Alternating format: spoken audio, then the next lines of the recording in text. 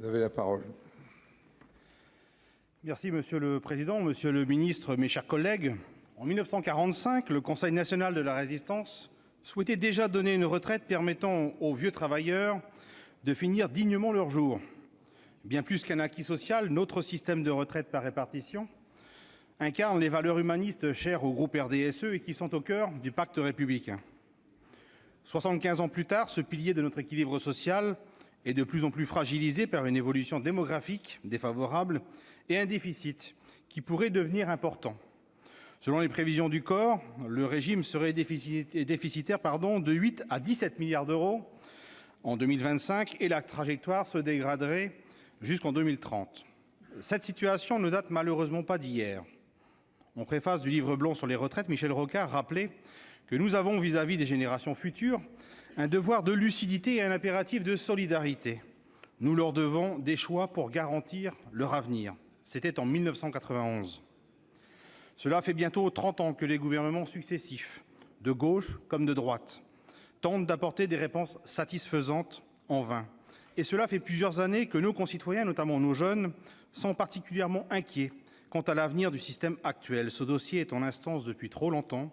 Oui, une réforme de notre système de retraite est évidemment nécessaire.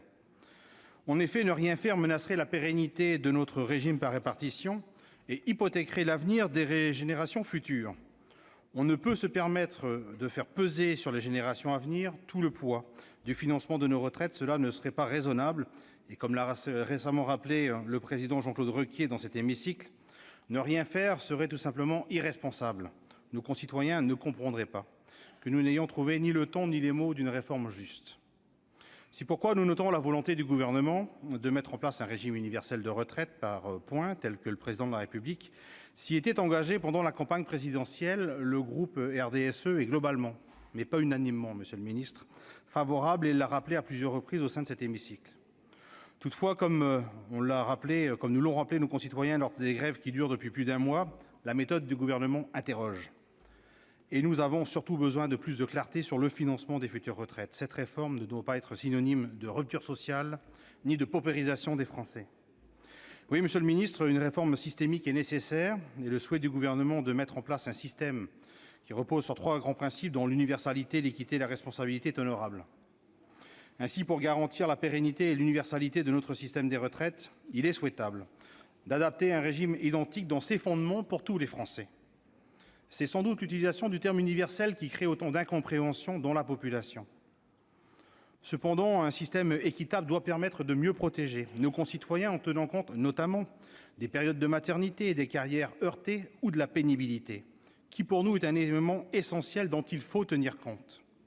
À titre d'exemple, comment imaginer qu'un marin-pêcheur doive travailler jusqu'à 64 ans, comme le suggère l'état actuel du projet gouvernemental? Dès lors, comment peut-on raisonnablement penser qu'un euro puisse ouvrir les mêmes droits pour tous?